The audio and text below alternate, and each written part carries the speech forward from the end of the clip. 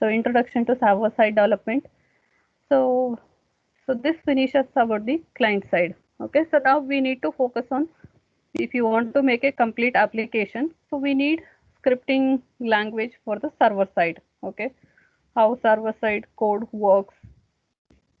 So here there are different program you can use for server side scripting. Cash, okay, ASP.NET, then you can use JSP, servlets. Okay, these are all different server side programming. You can use those. So here in the syllabus we have PHP. Okay, so what is PHP? Some basics of PHP. So how it can be used for writing the server side coding. Okay, so I think it is going to cover for 2 chapters. So this is very basic things you will be learning. A quick tour of PHP, that is with respect to programming. Okay, so program control, where you can create arrays, functions, whatever you have learned in C program. Okay, the same concept you are going to learn with respect to the basic programming using PHP. Okay, so don't once again stick on to the textbook what is there in module, I mean chapter 8. Okay, you have to explore more. So I'll be just sharing some of the textbook, good textbook. Okay, so where you can learn more on PHP. Okay, so I have downloaded many textbook. I'll just find which is good one. I will share those textbook. At least start making. See, always it is not Google search. You refer textbook. That is also a good habit. Okay, so what is the course outcome after studying this module? Okay, you will be able to develop a client side script using JavaScript. Okay, you will be able to program. Definitely everyone. Okay, you will be able to write a small piece of code. So to indicate how you can write a client side scripting program. So next you will be learning about server side script using PHP. Okay, so that generate and display the content dynamically. Okay, so always when it want to work dynamically, so we'll be preferring the PHP server side coding. So how these are the main 2 concept you are going to learn in this module 3. Okay, so at the end everybody will be able to write a small piece of code using JavaScript for client side and also using PHP for server side. Definitely everyone, so that I can ensure. So we'll start with, I think still 10 minutes time is there. Let me just start with the JavaScript. Okay, so JavaScript, that is called client side programming. So what is JavaScript? How JavaScript works? So here JavaScript runs right inside the browser. Okay, so you are not going to need any. See, do you think is it related to Java programming? JavaScript is related to Java programming. I'm just asking you people, or is it different from the Java? Okay. Okay, so this JavaScript runs inside the browser. So JavaScript is dynamically typed. So what is the meaning of dynamically typed? Maybe if you have learned Java programming, you will be aware of these things. Okay, so here dynamically typed language are those where interpreter assigns variable, okay, variable a type at runtime based on the variable value. Even I think in Python, okay, you are not going to declare the variable, whatever the value you are going to assign to the variable accordingly, so it is going to interpret the values, variables. Okay, so that is called as JavaScript, that is dynamically typed. So JavaScript is object oriented, in that almost everything in the language is an object. That means you are going to represent everything in terms of objects. So here JavaScript, it is the objects in JavaScript are prototype based rather than class based. Okay, so here we are not going to create the class based, because I told it is object oriented. That's not the meaning that you will be creating class program and all those things. Okay, we will be using prototype based method to create the JavaScript. So what exactly the meaning is, which means while JavaScript shares some syntactic features of PHP, Java, C Hash. It is also quite different from those languages. Okay, so it is mainly extracting or following some of the features of PHP, Java, and C Hash. Okay, but it is not like to your Java program where you will be writing the code in terms of class. Okay, so that is not the case. Some features which is going to extract and that is followed. So here, although it contains word Java, so it is not the meaning that it is having some similarity with the Java programming. No. Okay, JavaScript and Java are totally different. Okay, so both are not same. Then how exactly, you already know how Java works. Okay, so Java is full-fledged compiled object-oriented language, popular for ability to install to run on any platform with a JVM. Okay, but for JavaScript it does not require JVM. Okay, it does not require to install the JVM. Without JVM, JavaScript works fine. So JavaScript is one of the world's most popular language with a fewer of object-oriented features of Java. Okay, so it may be having some features of Java, not completely all the features. Okay, and also it is directly run inside the browser without need of JVM. That is the main difference. When you want to run your program, it requires the JVM to be installed. Maybe everybody knows what is JVM, Java Virtual Machine. Okay, so if you don't know, you just go back and understand what is JVM. That is a basic thing in Java. Okay, so when you want to run JavaScript, it does not require JVM. That is the main difference. And you can just, somebody is unmuted. Mute yourself. Who is this? Yashaswini.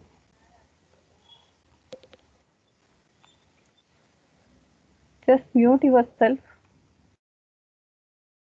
I think I will not change the meeting option.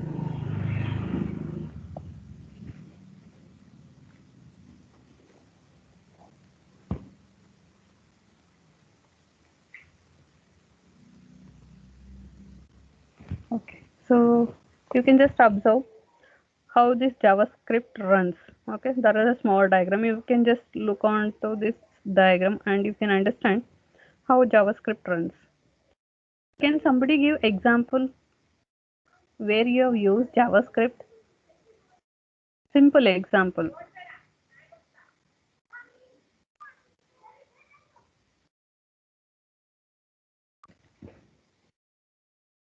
Okay, so nobody not aware of JavaScript. Okay, fine. I will. Okay, so we'll do small programs and they will understand. Okay, so here you can just see how JavaScript works. So I told it is client side.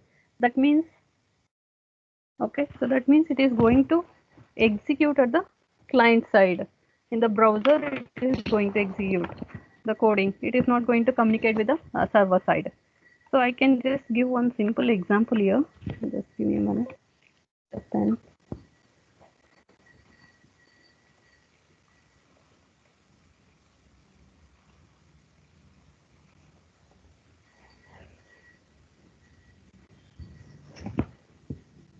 okay. So here how this JavaScript works. Consider you have written a code. Okay. So where there may be a login or you can take a registration form. Okay, there will be submit and reset button. So now you have written, I think someone, the person is a beginner. Okay, they have written the code, designed the web page. Only if it is HTML and CSS are used here. So once here the data is entered, okay, the username and password, and click on submit button, it will go to the server. Okay, so consider another case where you have not written anything, you have not typed anything in this input box and you have submitted. What happens? So it will, whatever that, if even though if you are not written, okay, I'm just telling this is a basic program here if you have written, okay, so without any JavaScript, nothing. So if you submit, okay, if you submit, what happens? Still your form works fine. Even if you don't enter the value, so the empty value, the same thing, it is going to send in the form of query string and submit to the server. Okay, at the server it will check that there is no value entered, it is empty. Okay, what happens? So then server has to tell back to the client or the user, so there is no data entered. Okay, do you think it is so easy? The server will be so busy, okay, every time if the application is working like this, okay, it becomes hectic at the server. Okay, the more burden is, I'm just taking one simple example, the more burden is uh, given to the server if this is the case. Okay, so now to reduce some of the burden at the server side, you're going to use JavaScript. Okay, so you'll be just using JavaScript in your HTML or where you're designing the web page. So in that case, what happens? So consider I have applied JavaScript in this program. So if I have entered, if I have not entered anything, if I click on submit, okay, immediately I should get a pop-up message. So enter, you have not entered the login details, you have not entered the password, something I should get a message, pop-up message before sending to the or contacting to the server. So in the browser itself, it has to check all these things. Okay, so then immediately the user will get alert. Okay, we have so many alert messages. Normally you will use, I think you have used, but you will be able to code shortly. Okay, so then what happens if you add a JavaScript, it will check when you run, when you submit immediately in the browser itself where you have written JavaScript, that JavaScript it is going to take care. Is it the fields are entered? Okay, so if it is entered, okay, or both the fields are entered, then these two data will be transferred to the server. Okay, in case if it is not entered, so in the browser itself you will be, so the browser it is going to run this or it will process this data and it will check is it the data is entered or not. If it is not entered, if it is empty, then immediately it will pop up in a alert message indicating enter the values. Okay, immediately the user will be entering. So in this is one simple example how you can reduce the burden at the server side. Okay, there are so many things you can just do it at the client side itself. Okay, so it does not require for everything to send the request to server. If that is the case, the server will be burden. It will be having a lot of burden. That means processing the data and sending the reply back, it will take a lot of time.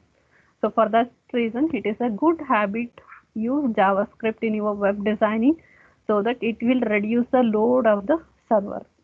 Okay, so that is the advantage. I'm just giving one simple example. So this is called as the mainly will use the term validation. Okay, I think many of you have used in your mini project. I don't know how long you understood. If you are not understood, don't worry. Okay, so validation purpose. So validation can be done at the client side itself. Okay, the client side itself you can check is it the form is validated, is it the data is entered correct. Okay, if you are entering email ID in the registration form without @ symbol. Okay, so all such things you can just write a small simple scripting language, scripting code to check these information. Okay, if everything is proper, then only transfer the request to the server.